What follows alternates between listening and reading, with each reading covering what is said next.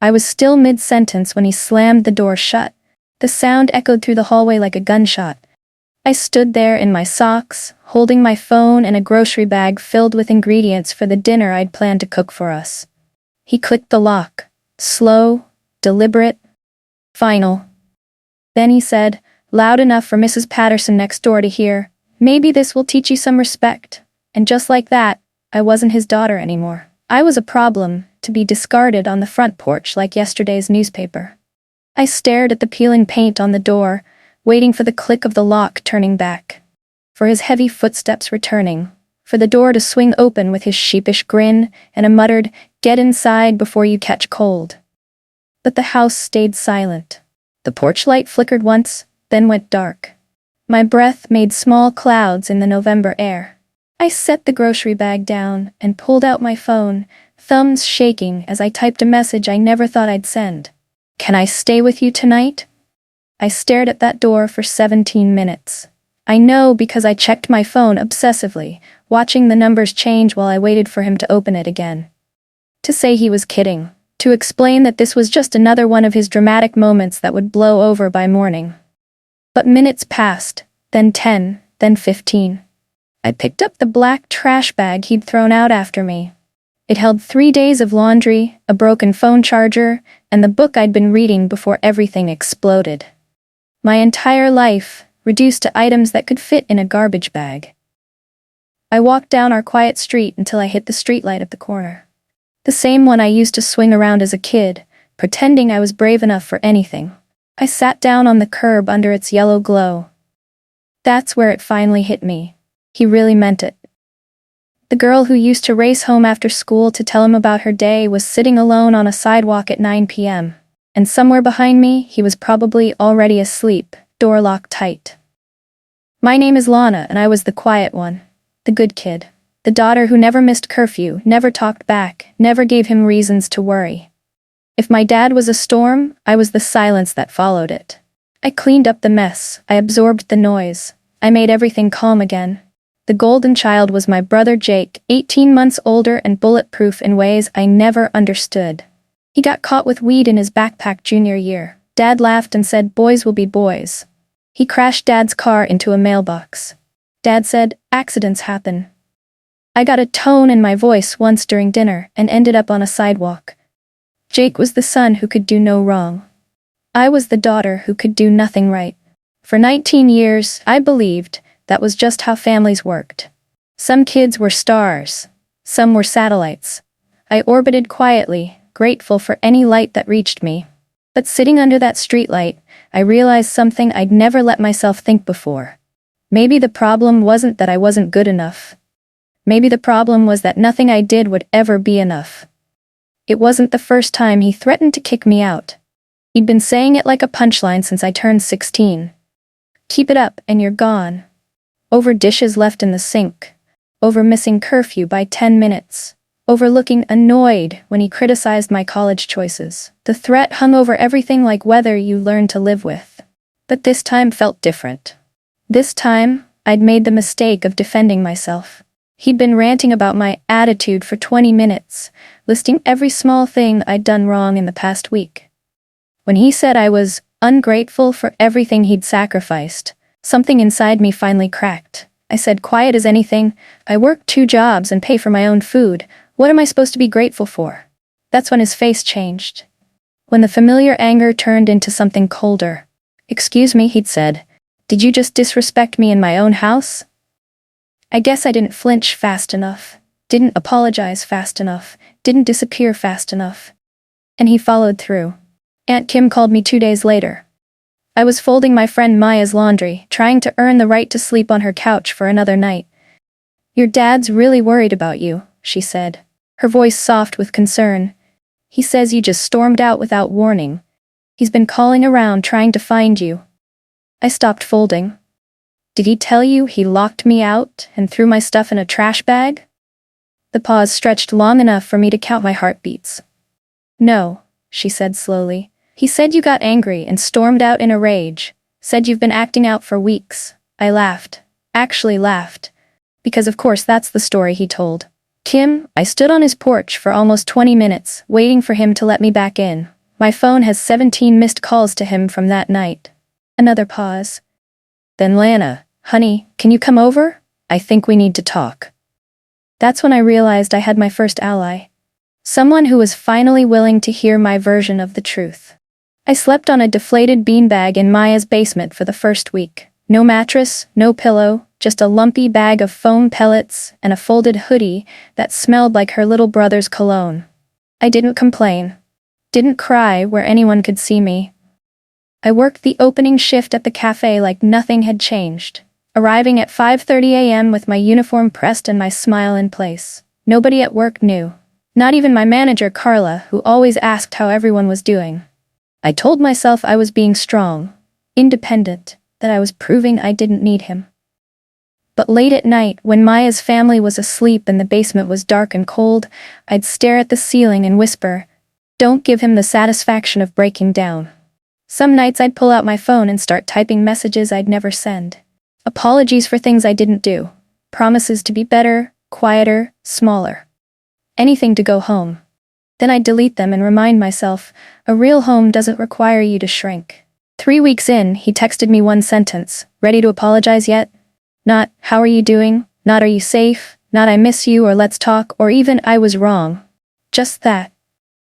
Like I was a child in timeout, waiting to admit my crimes. I stared at the message for an hour. My thumbs hovered over the keyboard, typing and deleting responses. Sorry felt like swallowing glass. For what?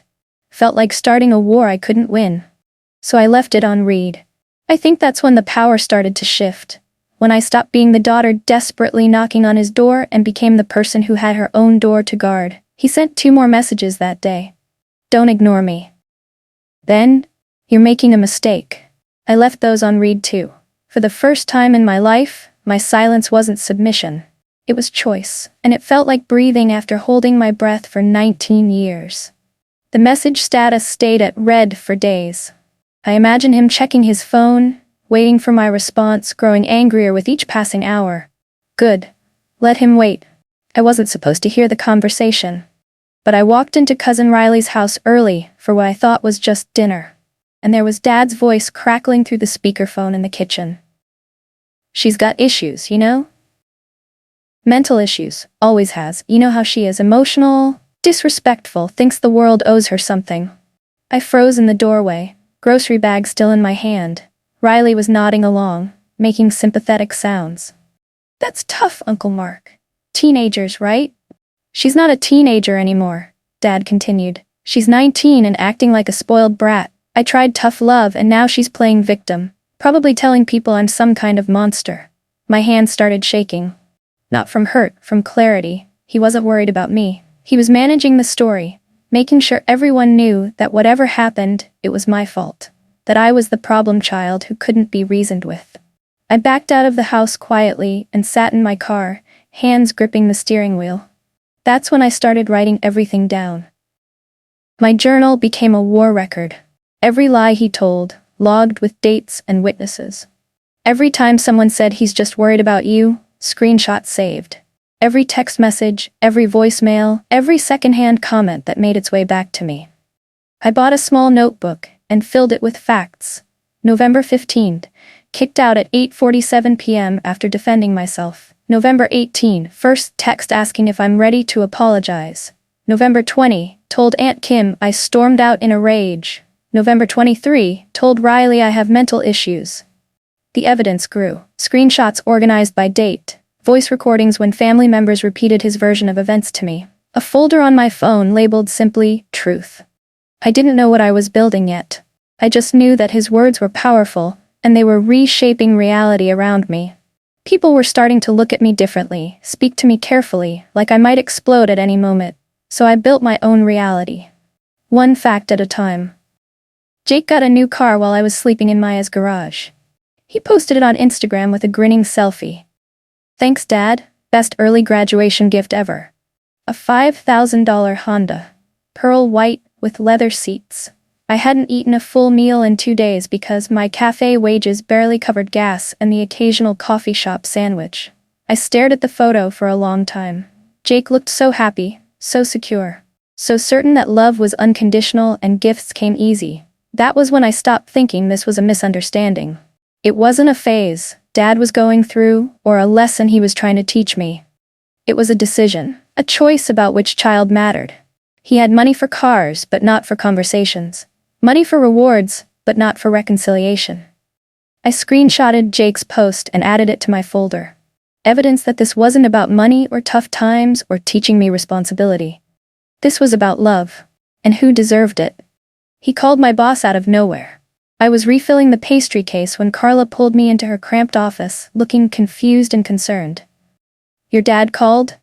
She said carefully. "He said he's worried about your behavior lately. Asked if you'd been acting strange at work, missing shifts, that kind of thing." My blood turned to ice water. He'd never even been to my job. Didn't know Carla's name or what I did there, or that I'd never missed a single shift in 8 months. But he was trying to poison that too. I calmly pulled out my phone and showed Carla the texts, the timeline, the receipts that proved I hadn't been home in a month. She looked at me for a long time, her expression shifting from confusion to something like horror. "Honey," she said slowly, "he's not trying to help you, he's trying to ruin you." That afternoon, Carla gave me extra shifts and a small raise. "For being the most reliable worker I have," she said. Later, she told me she'd blocked Dad's number. Aunt Kim switched sides quietly, like dawn breaking. She didn't announce it or make a big speech. She just saw the evidence and believed her eyes. I showed her the texts, the screenshots, the timeline. She read everything twice, her face growing paler with each page. She didn't say much at first, just blinked hard and said, "I'm sorry, Lana, I believed him." That night, she offered me her guest room. Clean sheets that smelled like lavender. A door with a lock I could control. A warm meal that I didn't have to earn. It was the best sleep I'd had in a month. The next morning she made me eggs and toast and said, "You can stay as long as you need. And Lana, you don't have to be grateful for basic decency. This is just what family should do." I cried then. Not from sadness but from relief. Someone finally saw me clearly. Later that day, Kim called Dad back. I didn't hear the conversation, but she came out of her room looking grim. "He's not happy that you're here," she said. "Good," I replied. "Maybe now he knows how it feels." 2 weeks later he messaged me, "You'll regret this." No context, no explanation. Just a threat wrapped in 4 simple words. I didn't respond. I added it to the folder that was growing thick with evidence. 68 screenshots now. 14 voice recordings. 3 written statements from family members who'd heard him lie about what happened. The folder had become more than documentation. It was proof that I wasn't crazy, wasn't dramatic, wasn't the problem child he'd painted me as. I carried it like armor. That night, I applied to colleges 3 hours away, places where nobody knew my father's version of who I was supposed to be. On the application essay about overcoming challenges, I wrote, "I learned that sometimes the biggest challenge isn't what happens to you, it's refusing to let other people define what it means." I submitted 4 applications before I lost my nerve. For the first time in months, I was planning a future that didn't include him at all. I finished my final exam on a borrowed laptop in the library, submitting my last assignment with 2 minutes to spare before the deadline. My own laptop had died weeks ago, and I couldn't afford to fix it. But I passed. Not just passed. I got an A in the psychology class where I'd written my final paper about family dysfunction and scapegoating. The professor had written in her feedback, "Insightful analysis with strong personal application." If she only knew. When the grades posted, I didn't tell Dad. Didn't text him a screenshot or call to share the news like I used to do. That was the first win I kept entirely for myself. I printed my transcript at Kim's house and stared at the neat rows of grades. Proof that I could succeed even when my world was falling apart. Evidence that I was more than the failure he'd convinced himself I was. I folded the paper carefully and put it in my wallet, next to my first paycheck from the cafe. Small victories, but they were mine. He got fired in February. I didn't know until Jake posted about it, a vague status about family going through tough times and asking for prayers. I called Kim. "What happened?" "Some incident at work," she said carefully. "He won't talk about it, but apparently there was a confrontation with his supervisor. He'd been difficult lately." I could guess what difficult meant. Dad's anger had to go somewhere, and if it wasn't landing on me anymore, it was probably spilling over into other parts of his life. Suddenly, I was hearing from family again. Cousins who hadn't called in months, aunts and uncles with careful voices. Maybe you should reach out to him. He's going through a hard time right now. I know you two have had your differences, but he's still your father. I said nothing to any of them, but I felt something I didn't expect. Not satisfaction, but sadness. Not for him, but for the man I'd once believed he was. He showed up at Kim's house in March, but not for me. For money. I was in the guest room when I heard his truck in the driveway. My whole body tensed, ready to run or hide or fight. But he walked past my car without looking at it. He didn't even ask about me. Just knocked on Kim's door with his hat in his hands and asked for a small loan to get back on his feet. I listened from the hallway as Kim said no, politely but firmly. Is this because of her? He asked, and I knew he meant me without using my name. No, Mark, Kim said. It's because of you. After he left, Kim found me sitting on the floor of the guest room, knees pulled to my chest. You okay? She asked. I nodded. Because I was. For the first time, I was completely okay with being the daughter he didn't want to see. I signed my first lease on a sunny April morning. A studio apartment 15 minutes from campus, with tall windows and space for a small table where I could study. No furniture yet. But it was mine. Really, truly mine. I texted Kim a photo of the keys in my palm, grinning like I'd just won the lottery. She replied immediately, so proud of you. Also heads up, he's not gonna handle this well. I typed back, I'm not responsible for how he handles anything anymore. It felt revolutionary, typing those words. Like I'd finally learned a language I'd been trying to speak my whole life. That evening, I sat cross-legged on the empty floor of my apartment eating takeout pizza and planning where to put my future furniture.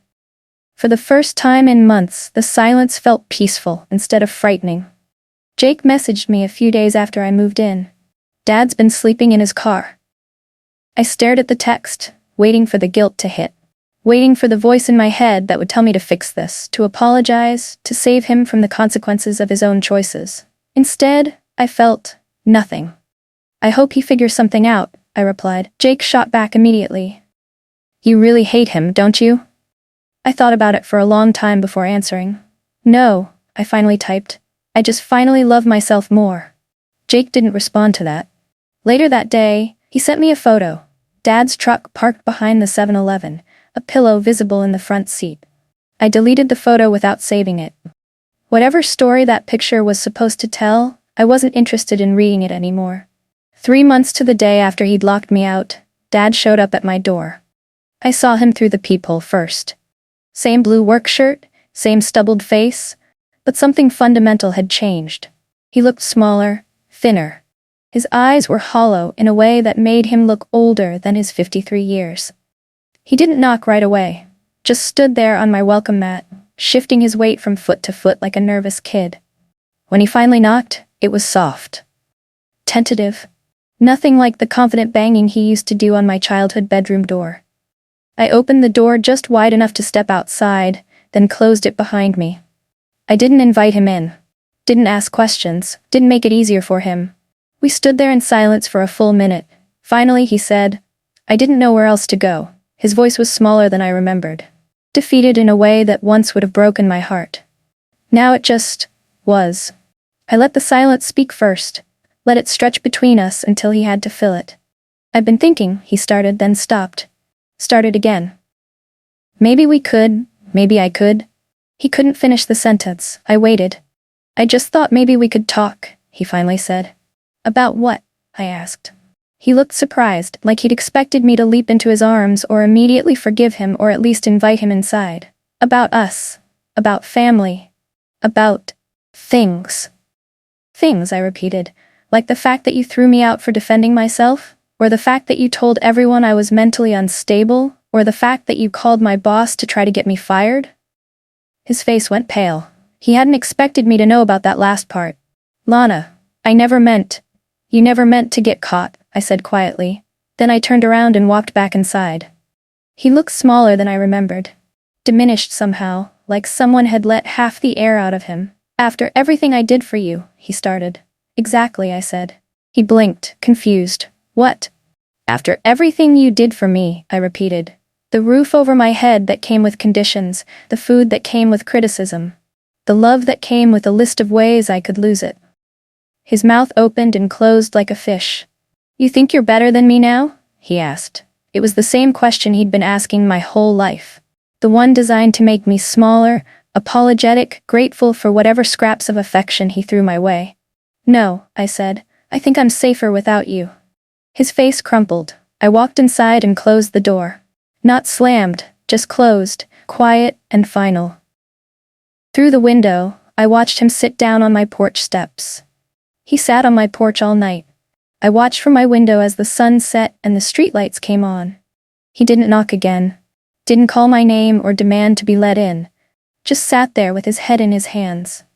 Around midnight, I left a blanket on the step next to him.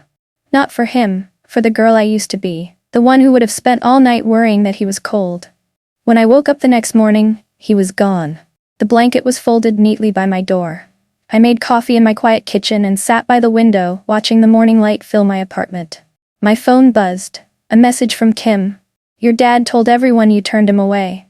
I sipped my coffee and typed back, good. That part is true. For the first time, I wasn't afraid of his version of the story.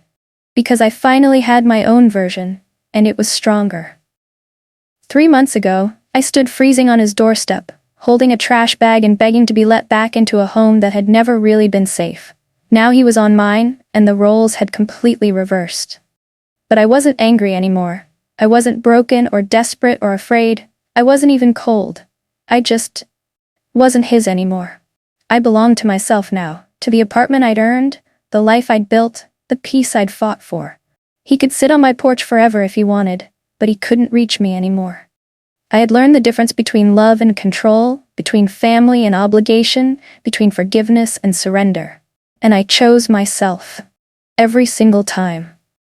That morning, I sat in my apartment drinking coffee from my favorite mug, a small blue one I'd bought myself with my first paycheck from the cafe.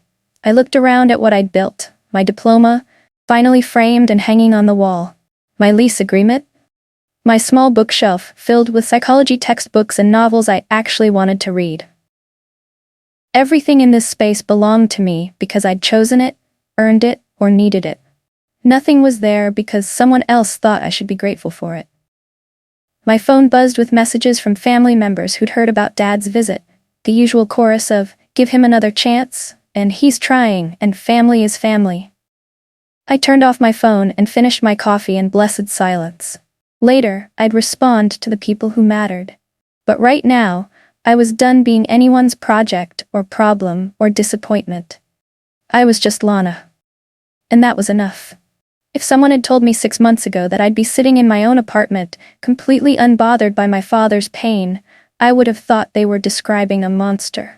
But that's not what this was. This was self-preservation. This was boundaries. This was choosing my own peace over his comfort.